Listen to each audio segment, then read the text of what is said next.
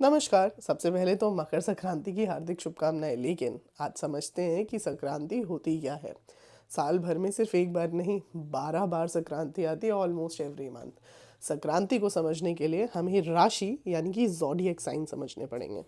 तो जॉडिएक साइन होते क्या है, सबसे पहले I will tell you. 12 zodiac sign या 12 राशि होती है, ये हम जानते ही हैं। आप सब भी किसी ना किसी जॉडिएक साइन या राशि को बिलोंग करते होंगे, जिसको आपने 2026 की शुरुआत में इंस्टाग्राम पे ज़रूर देखा होगा कि इस साल का राशिफल कैसा जाने वाला है, इस साल कैसा बीतने वाला है, अच्छा बुरा या कैसा।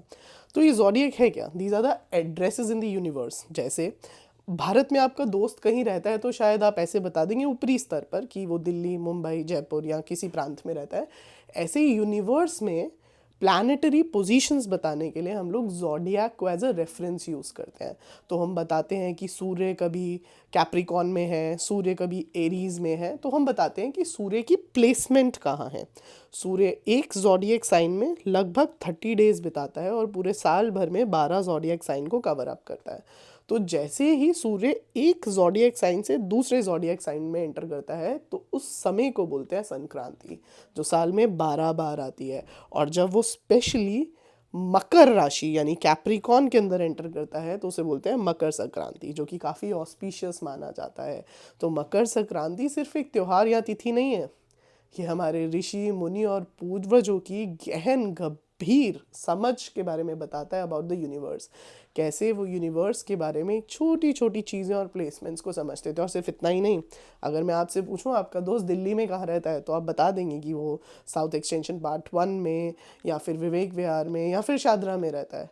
ऐसे ही सूर्य मकर में भी कहाँ है, इसको बताने के लिए हम जॉडिएक के सब पार्ट यानी नक्षत्र को यूज़ करते हैं। तो नक्षत्र और राशिज, these are the addresses in the universe. तो मकर संक्रांति एक बहुत ही ऑस्पिशियस टाइम माना जाता है बिकॉज सूर्य मकर के अंदर प्रवेश कर चुका है, यानी एक नए जॉडियक में प्रवेश कर चुका है। और आज से ही दिन लंबे हो जाते हैं और रातें छोटी हो जाती हैं और हर कार्य के लिए ये समय बहुत ही उपयुक्त माना जाता है।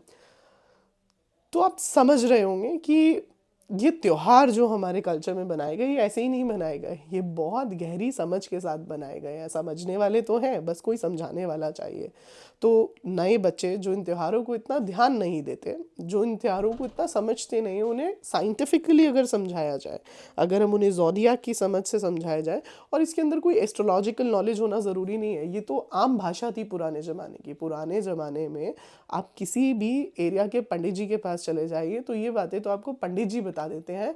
आज भी अगर आप मंदिर में जाएंगे तो आपको पंडित जी बता देंगे कि सूर्य दक्षिण में है या उत्तरायण है, कौन सा समय शुभ है, कौन सा समय अशुभ है, सूर्य किस राशि में है। ये तो आम बोलचाल की भाषा है, बट बीच में कहीं विलुप्त हो गई, कहीं गायब हो गई, and we need to bring it back. तो संक्रांति सिर्फ एक बार नहीं, साल में 12 बार आती है, लेकिन हाँ, मकर संक्रांति साल में एक बार ही आती है जब सूर्य मकर राशि में प्रवेश करते हैं और लगभग 30 दिन तक उस राशि में रहते हैं। तो एंट्री पॉइंट के समय को संक्रांति बोलते हैं।